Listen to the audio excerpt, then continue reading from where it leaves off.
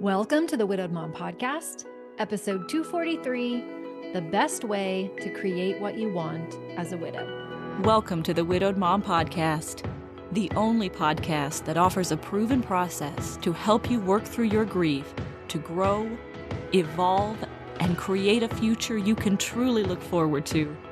Here's your host, Master Certified Life Coach, grief expert, widow, and mom, Krista St-Germain.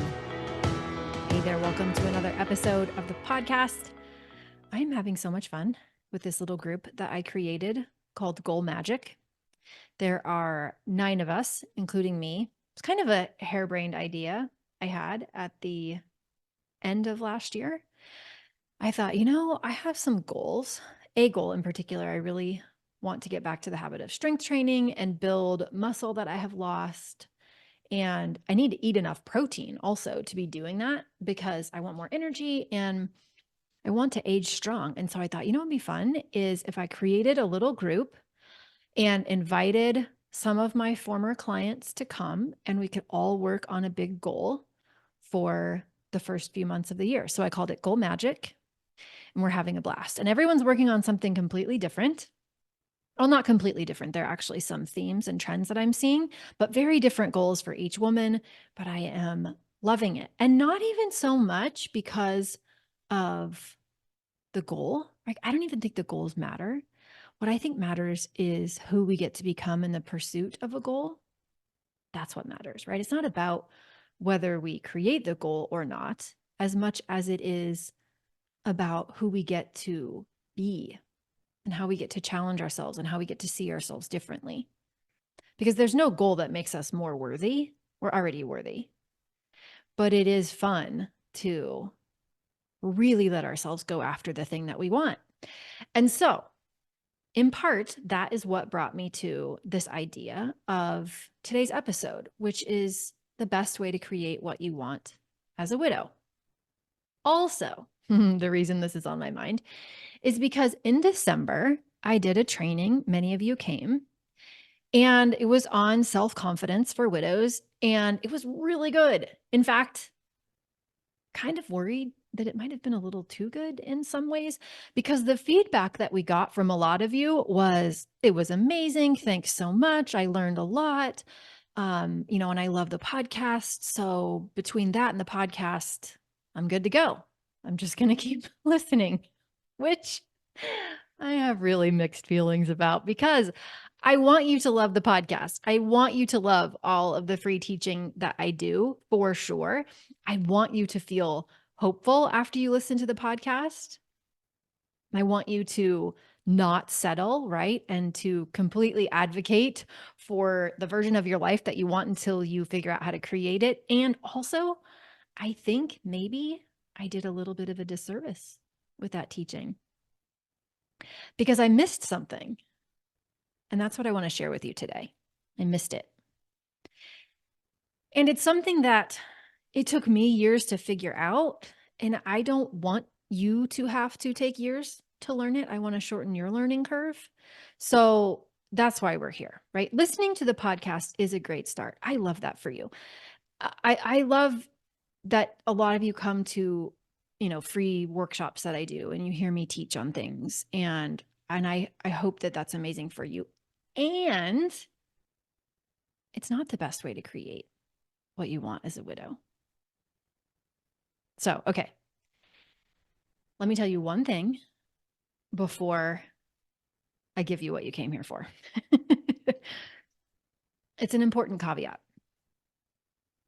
I recognize that we all have different amounts of privilege.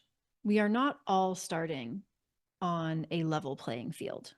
So for me, for example, I am a cisgendered white woman born into a middle-class family of college-educated parents who loved me dearly, gave me every opportunity, and other things, right? You would say I'm neurotypical. There are many different privileges that I have, that you have. We all have different privileges, different identities, different intersectionalities of those things. And so I really want to make sure that you know that what I'm about to say does not discount that. Okay? we go into it knowing that. Also, I am not intending to suggest that you create everything in your life. We don't. We didn't create that our partner died. We didn't create the way other people think and feel and act, right? We can't control all the things. We don't get to choose the family that we're born into. We don't get to choose the body that we have. We don't get to choose the amount of money our family had or our skin color. There are many things in this world that we don't get to choose and that we don't get to control. And also, what I'm about to talk about are the things we do get to choose and the things we do get to control and the results we do get to create. Okay. So keep that in mind as you listen to this. This is about what we have the ability to control or at least to influence, not what we were just given, knowing that everyone was given something different. Deal? Okay. Right now, the results that you have in your life, the daily life that you have, is because of what you are doing with your time. So the reason you have the relationships that you have, the reason you have the job that you have, the reason you make the amount of money that you have, the reason your relationship with your kids is what it is, the quality of your friendships, the amount of stuff in your house, the length of your to-do list, the results of the investments you make, right? The results that you have in your life, the quality of your life is because of how we spend our time. Again, knowing that we all come with different privileges, right? But based on the things we can control. The results we create for ourselves are based on how we spend our time. Would you agree? What we do determines what we create. Hopefully, if you're my client, this is not new to you. You see where I'm going here already, and I'm just getting started, right? How we spend our time, right? What we do with our time is in large part because of how we're feeling. So consider the types of actions you take and how different they are when you are feeling insecure versus the types of actions you take, how you spend your time when you're feeling confident.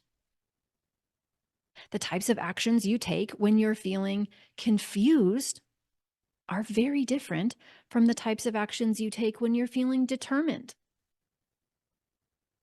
The types of actions that you take when you're feeling unworthy are really, really different from the types of actions you take when you're feeling valuable.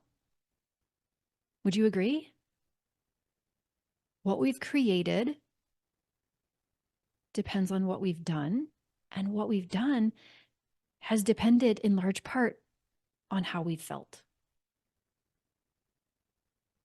And how we feel is caused by what's going on in our mind, by what we're thinking, by the stories we tell ourselves.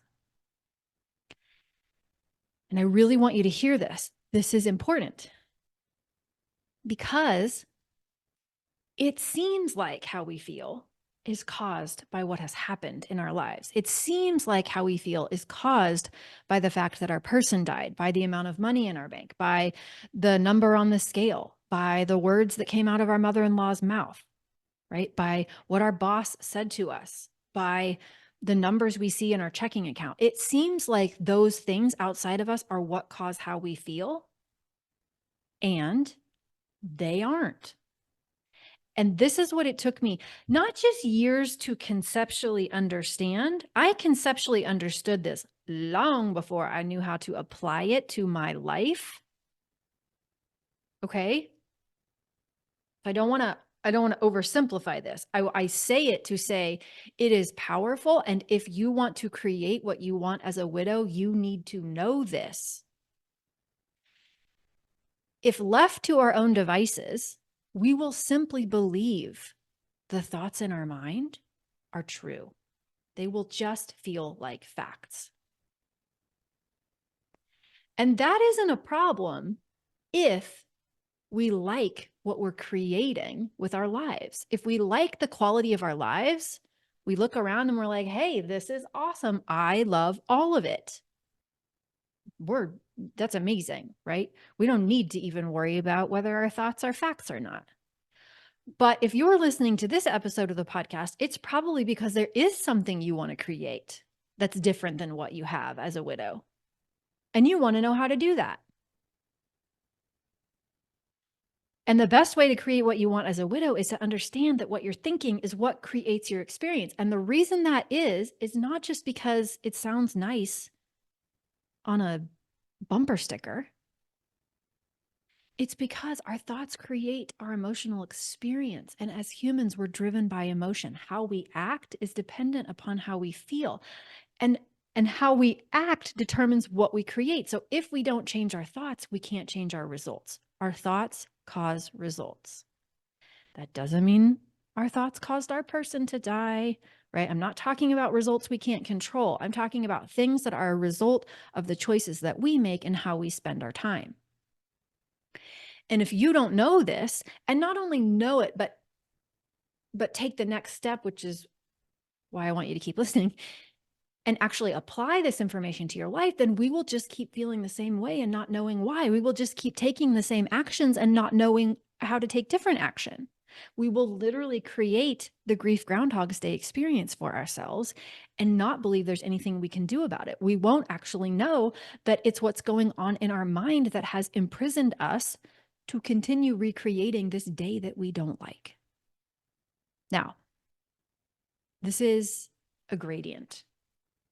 So when I say a day that you don't like, I'm not really talking about a day you hate. I'm talking about something that's not terrible, but it's also not great. I'm talking about you really want something different for your life. Maybe you don't know what it is, but you know you want it to be different. And you sense that by not changing it, you're leaving something on the table. And you don't like that. Maybe you want a career that's more satisfying. Maybe you want better relationships. Maybe you want more connection. Maybe you want passions and hobbies and new things and travel. I don't know. I don't even care. But I know there's something you want to create, and that's why you're listening. And what pains me so much is when I know that there are those of you who are listening who think that all of those mean things in your brain, those limiting stories that you have about your life, are just true.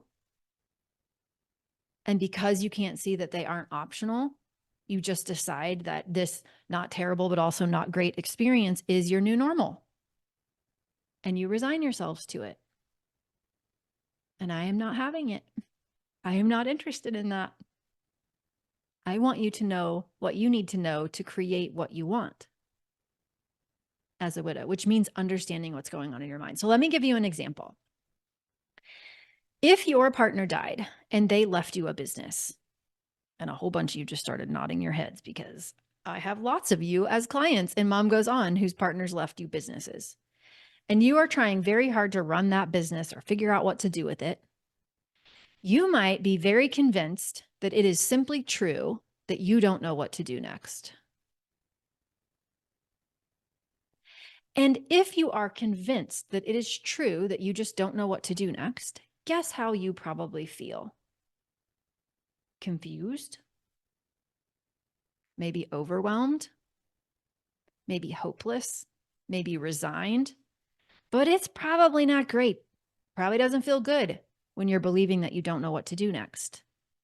And doesn't it make sense that a human thinking that would not feel confident about what to do next, would not feel determined, would not feel great? It would feel bleh, confused, most likely.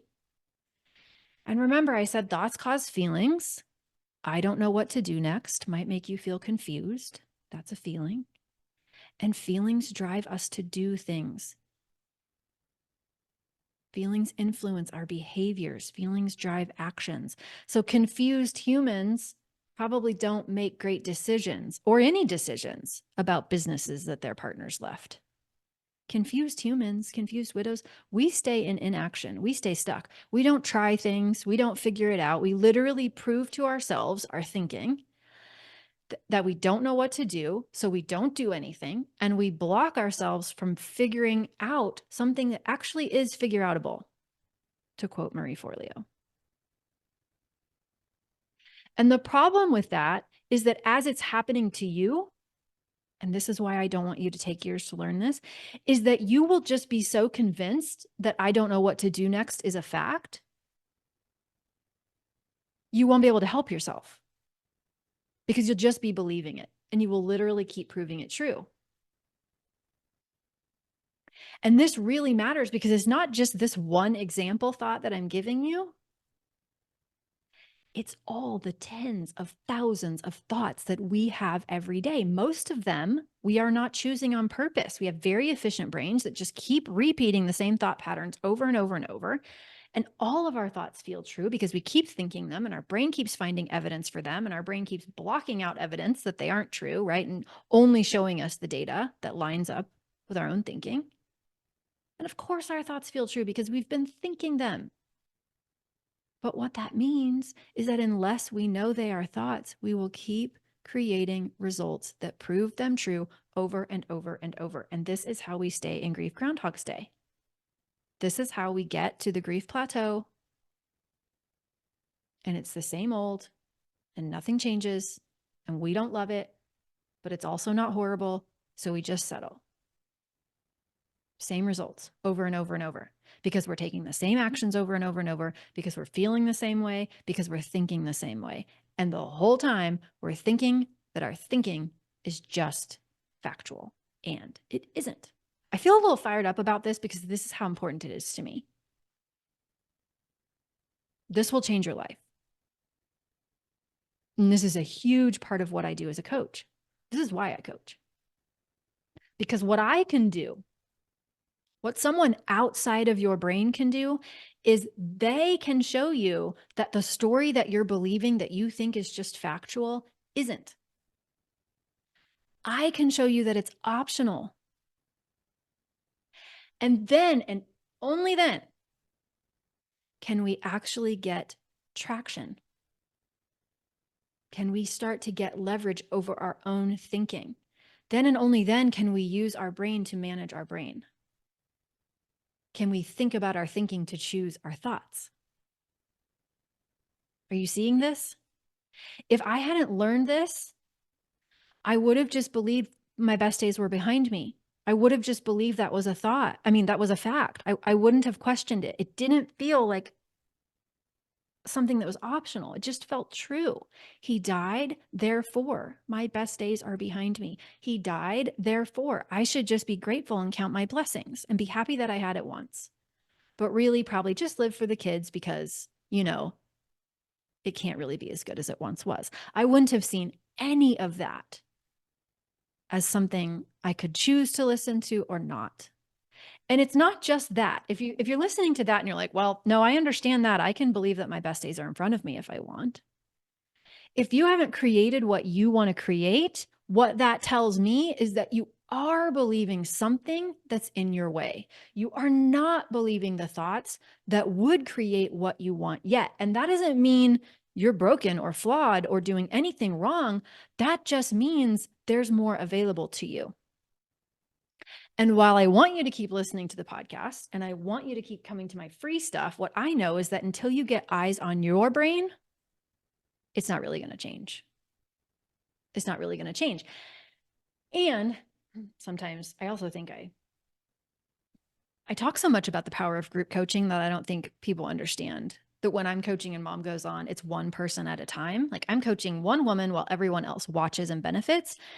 But even that is different than listening to a podcast. Even that is different because that woman, even though her life is different than yours, is probably having very similar thoughts to you. She's having very similar thought errors, having very similar patterns that when it's not your life and your brain isn't resisting it, as I point it out to her and help her, you have amazing ahas. you can see what is actually happening. And then in turn, you can see where that same thing or something very similar is happening in your life, in your mind. When it's not your brain in your life having the thoughts, there's so much less resistance. And this is it. Because only once you can see that your thoughts are optional, right? That they are separate from you, that just because they feel true doesn't mean they are the only thought that could feel true. That's when we can diffuse from our thinking. That's when we can get leverage. That's when we can start to think in new ways that help us feel differently, because when we feel differently, we act differently. And when we act differently, we create different results. I'm so grateful that someone told me that I could put any result in my life that I wanted and make it happen, as long as I was willing to change the way that I thought about my ability to do it. So the best way to create what you want as a widow is to have a coach point out to you what you're thinking. Because then when you can see it and see that it's optional, you can change it. And I don't mean Stuart Smalley, Saturday Night Live, I'm good enough, I'm smart enough, and gosh darn it, people like me thinking. I'm not talking about toxic positivity. I'm not talking about forcing yourself to believe something you don't or putting lipstick on a pig. I'm talking about some thoughts create what you want and some thoughts don't. Point blank, full stop. And there's a whole bunch of thoughts happening in your mind right now. And mine too, by the way, which is why I always get coached. I get coached very regularly and always will. Because as I set new goals, guess what pops up? You know, new thoughts that are in my way. Right? So it's not a you thing, it's a human thing. But if you want to create something different, you have to think something different. And if you want to think something different, you have to know that what you're currently thinking isn't factual. It just feels that way. And then we can go about changing it. And then you can go about creating whatever you want. And listen to me. Where are we? 240 whatever episodes. If you had told me after Hugo died that I would go on and quit my job and become a coach and make more money as a coach than I made in my comfy corporate job, and literally wake up and love what I do and work from home and have a flexible schedule for my kids and all the things, I wouldn't have believed you, because the thoughts I was thinking at the time wouldn't have allowed it. The way that I saw myself and what I thought I was capable of wouldn't have allowed me to create that result. And it is completely okay if that's where you are. Hear me on that. That's where we all start. We don't need to believe that it's possible for us to create what we want. We need to believe that our thoughts make it possible for us to create what we want, and we need to be willing to get help so that we can change them, so that we can feel better, differently, right? Feel differently so we can do differently, so we can create different results. That's what it is. It seems like it's a bunch of different crazy stuff. It's not that hard, but also it's really hard to do for yourself. So I love that you love my free stuff. I love that you love this podcast. By all means, keep listening. And also, let's coach. Let's coach. Let me show you what's going on in your mind so that you can change it if you want different results. Okay? That's what I want you to hear. Two things I want you to know. One is, if you don't know what I'm talking about when I say coaching, come to an Ask Krista Anything call. I do them once a month and they're free. Come see what it's like. You can go to coachingwithkrista.com/ask Krista, Krista, coachingwithkrista.com/ask Krista. And you can register and we will send you the information on Ask Krista Anything calls so you know when they are. If you're already on my email list, you should get this information anyway. You don't even have to ask for it. But if you're not on my email list, come ask for that information. We'll send it to you. Right. And then you can see what it's like. But better yet, apply for Mom Goes On. You hear this at the end of every podcast episode. Why do I say it? I say it because that's where I know I can help you move the needle. That's where I know you can get what you need to create what you want. You can love your life again. But it's going to require more than just listening. It's going to require identifying the thoughts that are in your way and changing them. Okay? Okay. Oh, I'm going to go coach now. I have a call in 3 minutes. I'm glad we got to have this time together. I love you. Stand in front of the mirror. If you need to say this to yourself, I love you. You've got this. All right? Okay. Take care. I'll see you next week. Or better yet, I'll see you on an Ask Krista Anything call or in Mom Goes On. Okay. Take care. Bye-bye. If you like what you've been hearing on this podcast and want to create a future you can truly get excited about even after the loss of your spouse, I invite you to join my Mom Goes On coaching program. It's small group coaching just for widowed moms like you, where I'll help you figure out what's holding you back and give you the tools and support you need so you can move forward with confidence. Please don't settle for a new normal that's less than what you deserve. Go to coachingwithkrista.com and click Work With Me for details and next steps. I can't wait to meet you.